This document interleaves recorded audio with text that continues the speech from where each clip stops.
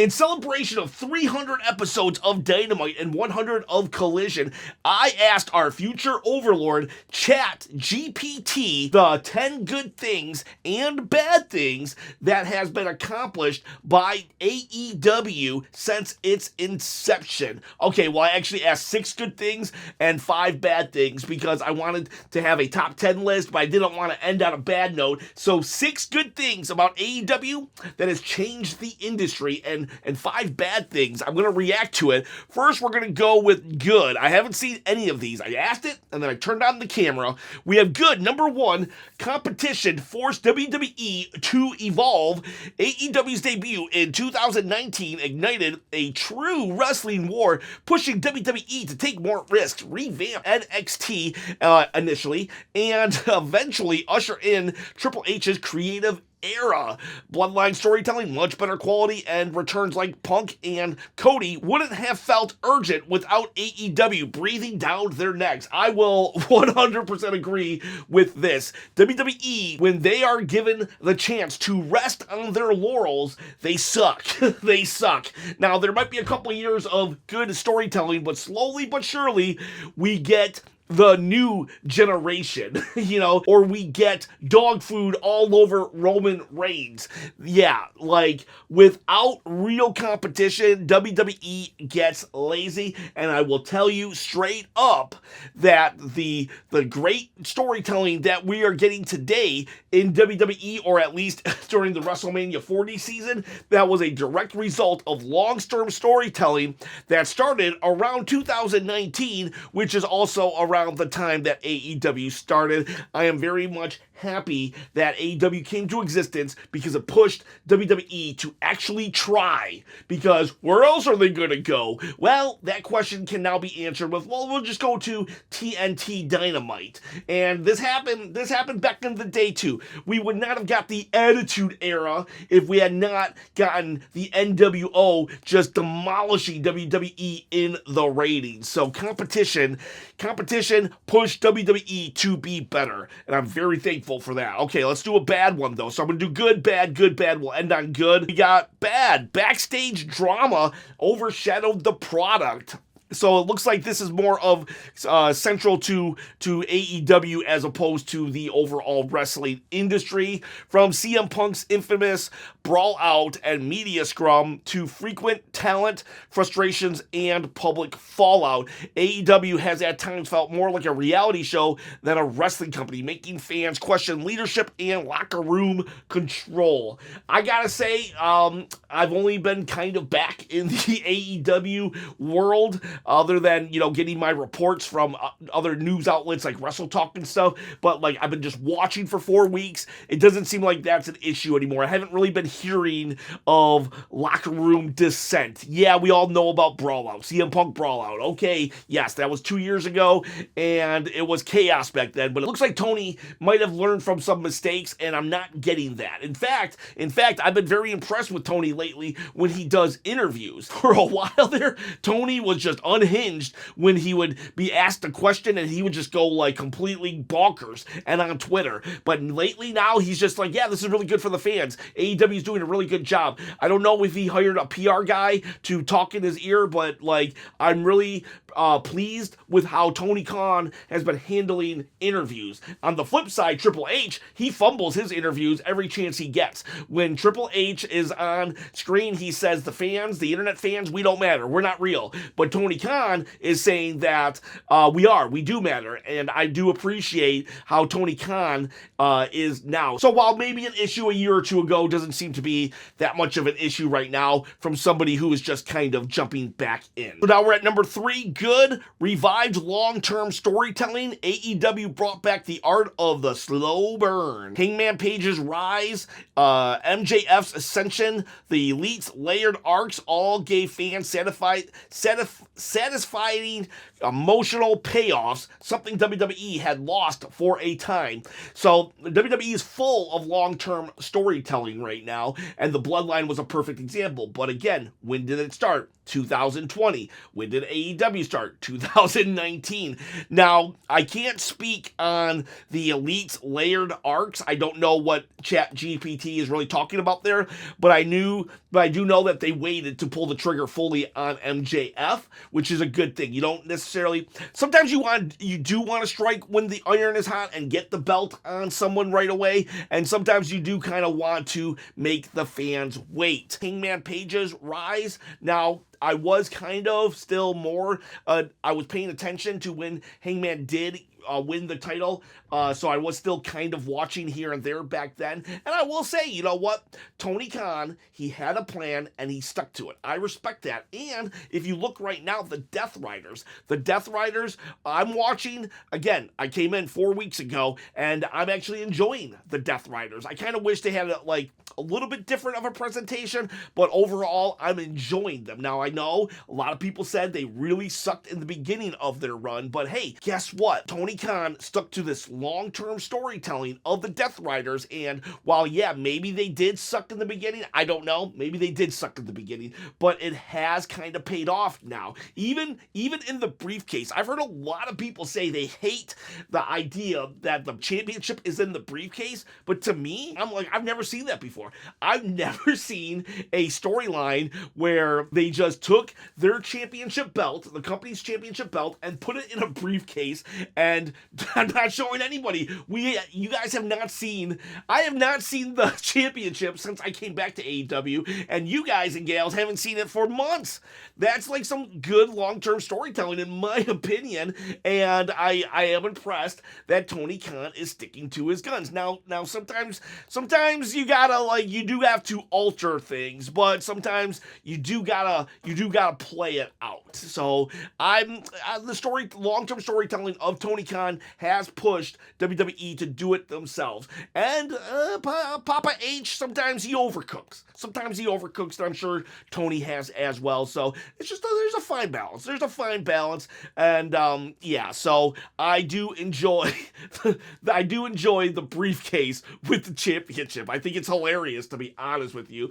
And if you want to win this championship and hide it away in a briefcase, that's up to you as well. Because I'm going to give away this belt at 20,000 subscribers, or 10,000 subscribers if you're watching the other channel. What other channel, you say? Wait to the end of this video, because I have decided on what I'm going to do with AEW content. I said I would do 4 weeks of AEW content on this channel, and I have now, this is the fourth video, so stay tuned all the way to the end, and you can see what is going to happen, because I don't want to quit AEW. I can't quit AEW now that I've been watching it, but I'm not so sure if it's right for this channel. So let's talk at the end. Let's talk this contest. All you gotta do to win is comment below. You gotta subscribe to the channel, hit that bell, ding ding ding, notification. Let me introduce you, fine AEW people, to the Thumb. The Thumb likes thumbs up. Here you go. Yes, I'm the Thumb. Hello, and please give this video a thumbs up. Now you've met the Thumb, and you gotta give a thumbs up. I'd appreciate it. The Thumb would appreciate it, and you can win this belt in the process in my quest to quit my day job and produce wrestling content full-time. And now it looks like maybe AEW wrestling content full-time and WWE. Don't worry, my WWE fanboys and gals, and I say that with pride. The channel, this is still going to be a WWE channel, but what about AEW? Don't worry, watch to the end. Okay, so now we're on number 4, bad. It's inconsistent booking and story drops-offs. Feuds randomly vanish. Rankings were abandoned, and some stories lost momentum. Miro, House of Black, Keith Lee. Fans are often left asking, what happened to that angle? Yeah, that sucks. That's definitely a problem that WWE had. I know that. I do know that for sure. where, hey, just because WWE has that problem doesn't justify AEW having that problem. It's not like, okay, we're immune because you guys also have that problem. No, hopefully, I want Tony Khan to look at the problems that WWE had and then to do better. Do better, why not? You have a template of what doesn't work, so make it work. Don't drop storylines. Now, there are certain things that do happen that you can't, you just can't help. Someone gets injured. So, but you still got to kind of pivot here and there. I don't, the House of Black, I don't, I knew of them, but I don't really know what happened in these three situations other than I heard Miro was kind of he was like, I'm not going to lose. I'm not going to lose. Honestly, if I had a wrestler that was telling me that they weren't going to lose, that doesn't work for me, brother, I'd fire them. I'd fire them right then and there. Okay, you don't want to lose? Bye. And I like Rusev. So, but whatever the case may be, the only one I see here that is okay, which is a good dropping of the storyline is maybe the rankings. I never were fully on board with the rankings. It was a good concept, but I can understand why it doesn't work. Now on the opposite though, I still think there has to be some kind of logic to getting a title shot because I understand that, the ranking was probably, for that. Oh, that person gets a title shot because they're ranked so high. They've won so many matches. In wrestling, doesn't really work in practice. However, in WWE, I see dudes all the time walk in, basically haven't wrestled in 2 years. Now they're 58 years old now, and they demand they get a match. Why? Why doesn't Roman Reigns get a rematch when he had a title reign of 4 years? But Goldberg gets to walk in. I didn't think I'd get a shot at Goldberg. Well, bang, bang, I got a shot at Goldberg. But no, it's for real. Why does Goldberg get a shot? If there was a ranking system, maybe. But again, the ranking system doesn't work. I'm glad that you can drop something. Sometimes if it doesn't work, just drop it. But that said, also, it still needs to make sense. So, I understand why the ranking system was there, but I also understand why it probably had to go in the wacky world of wrestling. But let's not go, too far to the extreme and just let Goldberg walk in and get a title shot. Bonus good one is that Goldberg has never been a part of AEW. Please, Tony Khan, you dodged the bullet there. Don't hire that dude. All right, so now we're at number 5. Good. Here's a good one. Elevated in-ring standards on TV.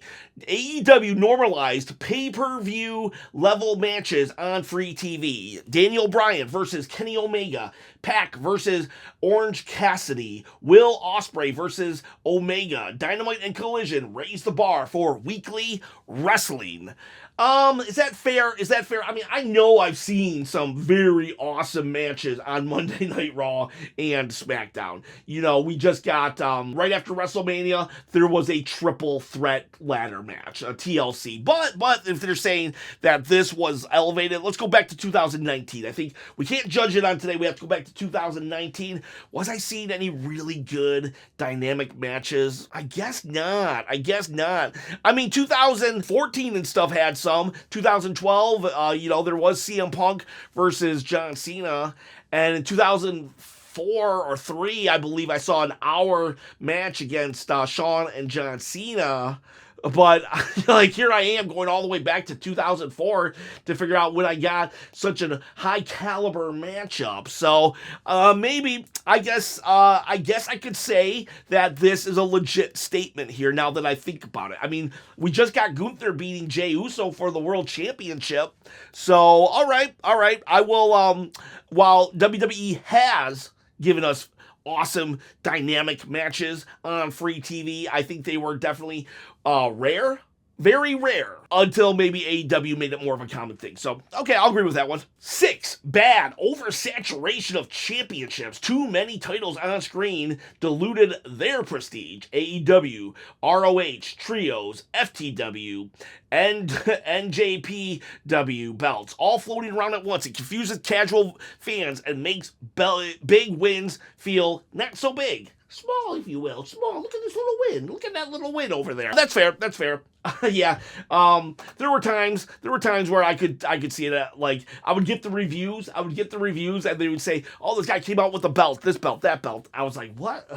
I never understood the FTW belt, why that was a thing back in the day. So, yeah, that's fair. Plus the trio belts, since being back, I haven't really heard or anybody has talked about them. So that's a fair statement. And let's reverse it though. WWE seems to have not learned from AEW's mistake, and they have started to make this mistake happen. You have 4 world titles. You have 4 mid-card titles, then you have 3 tag team titles, and then you go to NXT and you have 2 top titles on NXT, 2 top titles or 2 mid titles, also a tag team title, so that's 5 titles plus a cup, like a Heritage Cup. So that's like 6 titles in NXT, and we're not even going to talk like Evolution or anything like that. And then you have Legado del Fantasma. Now they're walking around with the AAA tag team titles, and Trick Williams is actually walking around with the TNA heavyweight championship. So, like, it's getting to be a little bit of issue in WWE, or it could be soon as well. So, like, just like I said, that I don't want Tony Khan, you have a template of what not to do. Triple H, you also have a template of not what to do. Let's pull back on these belts. Number 7, good. Opened the Forbidden Door. I gotta say, that is a cool name, the Forbidden Door. I don't know who came up with that, but that was a genius name.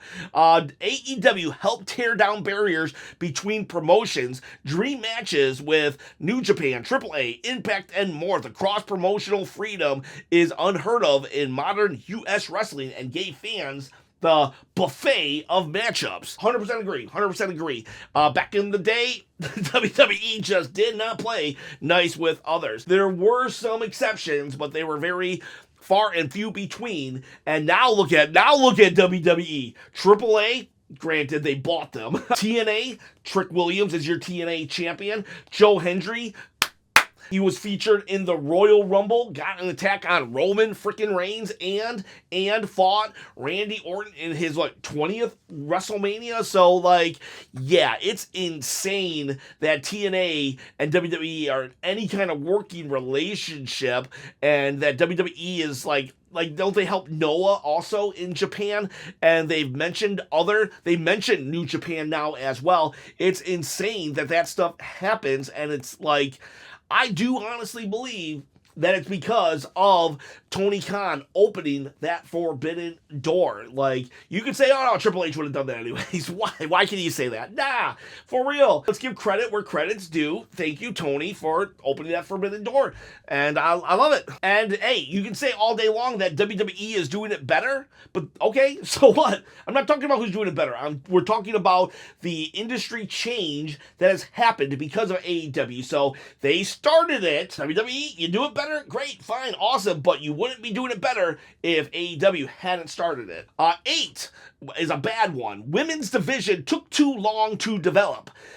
Despite strides in the last 18 months, AEW's women's division lagged far behind early on. One short segment per show and lack of storylines hurt momentum from talented stars like Rio, Nyla, and others. Okay, yeah, so valid, but and I'm not saying WWE does it too, but WWE does it too. It seems like if there's not a title in the feud just doesn't happen, and that sucks. That really does suck. And AEW, if I were you, Tony, I would really be spotlighting the women's division. You got Mercedes Moné and Toni Storm. Toni Storm is one of, if not your biggest star. She's definitely top 3 in AEW. Who's Swerve, Ospreay, and Tony. Those 3 have to be your top dogs. But honestly, I think Tony might be your top dog. And let's create a whole division. If you go to NXT, that's one of their standout things. That's one of the things that people notice. They're wow, that NXT women's division. So if I were you, Tony, I would just make people stop saying, wow, that NXT, and start saying, wow, that AEW division. Did your division suck 18 months ago? Probably. But hey, I'm just glad you're making strides now. Number 9, good one. Created new megastars from scratch. AEW didn't just recycle ex-WWE WWE guys it made stars. MJF, The Acclaimed, Darby Allin, Orange Cassidy, and Hook. These acts weren't household names before AEW, and now they're featured on shirts and Hot Topic. Well, I guess if Hot Topic is a household name, then fine, okay. But yeah, you know what? MJF, yeah, everyone knows MJF, no matter what. Everyone knows MJF. The others, like, maybe they're not household names, but they're definitely stars within the wrestling community. I would say Tony Storm. I would even say Swerve Strickland. Yeah, Swerve was in WWE before, but I don't think he was really a giant, huge name, but he is a huge name now in wrestling. And, okay, so maybe they're not Stone Cold Steve Austin level, but, you know, when it comes to wrestling fans, us wrestling nerds on the internet, like, we pretty much know who the names are that were chosen here. So, yeah, you know, good for AEW. They created their own stars, and that's key. That's key. You don't want to just recycle WWE guys. And if you want, you can say Cody Rhodes, Jade Cargill, Ricky Saints. Those three are pretty much the same exact character that they were in AEW that are now in WWE. Maybe even Mariah May, who is now Monroe Blake, I think, or Blake. I don't know for sure if we can say that she's 1-to-1, but the other three, 1-to-1. Number 10 is bad. A bloated roster equals wasted potential. Too many signings, not enough TV time. Talents like Andrade, Keith Lee, Miro, and others vanish or misused, creating frustration and missed opportunities. While yes, everything said is true, the first AEW video on this channel, I said, yeah, the bloated roster is a con. But I also said it can be a positive in that whenever a wrestler is on TV, no matter the matchup, they have a character, they have a storyline, they have something, or they feel like something. And maybe their storyline, you know, happened like 6 months ago, but at least it's something. And someone can lose, and even if the win doesn't like elevate them to the main event, it still feels like kind of a big deal. It doesn't feel like just a hollow victory over some nobody, over some local enhancement talent. And so, yes, a bloated roster, not a good thing, but there are positives from it in that you can actually have guys lose. Like Carmelo Hayes in WWE, he has nobody to pin. He can't just pin Damian Priest because we're trying to build up Damian Priest. He can't pin Solo Sikoa because we got to build up Solo Sikoa. So who does Carmelo Hayes beat? He only has like 3 guys he can beat, and once he beats those 3 guys, well then he's the guy that's getting beat. But in AEW, they've got like 20 guys you can beat, and hey, you know what? You just seen this dude beat 20 guys? Well, he feels like a really big deal now. So, like, bloated roster, I think people say that as a bad thing and more than it really is. Is it a good thing? Can be. Not a great thing, but there's benefits. And now we're on number 11, the final thing. I'm not sure if I told you why I did 11. I wanted to do a top 10, but it was ended because it's like good, bad. It ended on a bad. So, like, you know what? Why do we gotta be so negative? We should always end on a positive. Let's start positive. Let's end positive. And number good, inspired wrestlers to take creative control.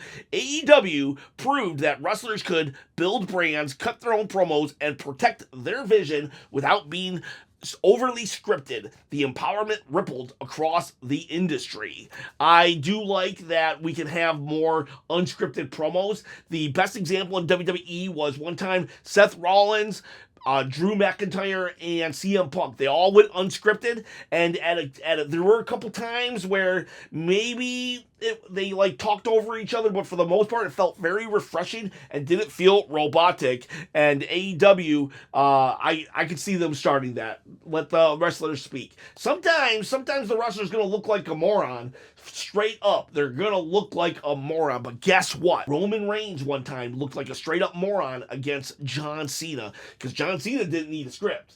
All right, John Cena didn't need a script, but maybe Roman Reigns did. But when John Cena made a Roman look like a moron, well, guess what? We got now the tribal chief. Now it is Roman who makes everybody else look stupid, and that might be because of they took the reins off of Roman. No pun intended. Maybe a little bit of a pun intended. Okay, the pun was intended. They took the reins off and said, Roman, just speak. Just be yourself. And that's what AEW guys are. Now, I will say that maybe they should like pay attention to each other's matches more so we don't see the same move or the same table spot on the first match, on the third match, on the fifth match. And I'm not saying it happens every time, but I'm saying it does kind of happen. But like when it comes to the in-ring promos and their presentation, top-notch stuff. Top-notch stuff. Again, look at Jade Cargill, look at Cody Rhodes, look at Ricky Saints. They had a presentation to AEW. They in AEW, they kept it strong. It was so strong that WWE wanted it. And WWE just like said, okay, your character from AEW is now in WWE.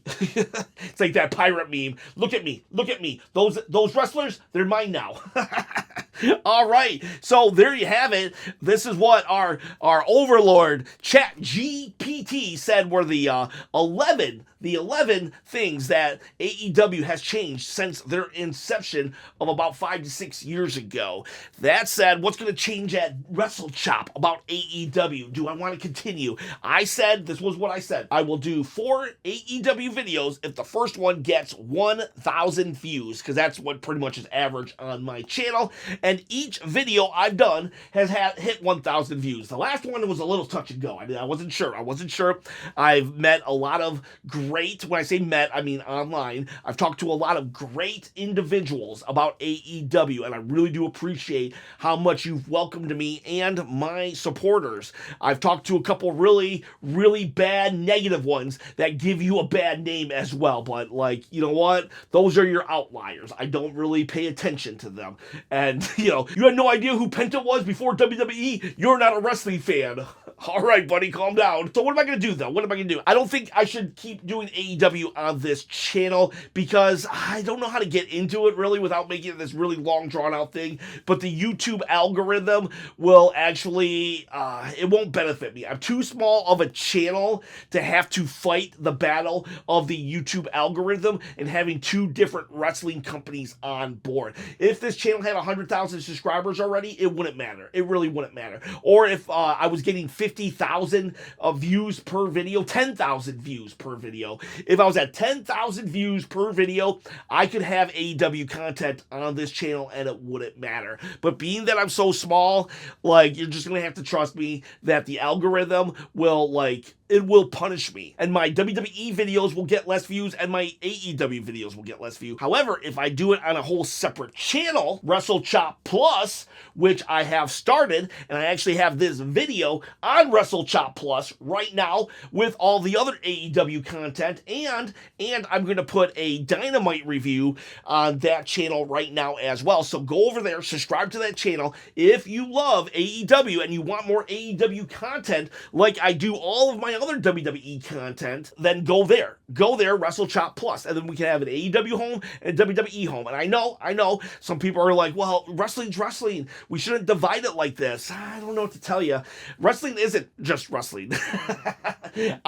People have told me, well, I don't love WWE, I don't love AEW, I love wrestling. And that's a perfectly valid stance. However, you can apply it to like this. Think of it like this. Well, do you love comedies? Yes, you love comedies, but you might not like a romantic comedy and you might not like a dark comedy. Some people might. And it's cool, whatever, you'll watch it. But some people just want the romantic comedy, and some people want the dark comedy. So you gotta kind of, comedy is not all comedy is the same comedy, just like not all wrestling is the same wrestling. And I want my WWE people to, be here, and I want my AEW people to be comfortable watching it over there as well. Now, I'm gonna continue doing WWE content full-time, all the time on this channel, and over on the AEW channel, it won't be as much. Unless well, the viewers dictate that I need to do more. So if you're an AEW fan, help get the word out on my AEW channel. And the more potential that channel has, the more time I can devote to it. But I will try to keep doing AEW Thursdays no matter what on that channel, and here and there when time allows. I do have a full-time job, and then this WWE channel is basically a full-time job as well. So like now I'm adding a whole nother content, and whatever, I'll burn out. I'll just switch to these 16-ounce Red Bulls, but I'll do it. Whatever. I don't care. I'm a wild and crazy guy.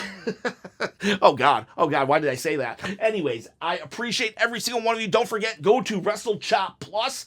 That's where I'll do all the AEW stuff, or TNA even, if I ever get to that point. Ooh, WrestleChop minus for TNA stuff. Why would it be minus? I don't know. X. WrestleChop X for TNA. Oh, they have an X division. That would make sense. Anyways, boys, girls, all you WWE and AEW fans, thank you so much for supporting this channel. And go support the other channel as well. Have yourselves a great day.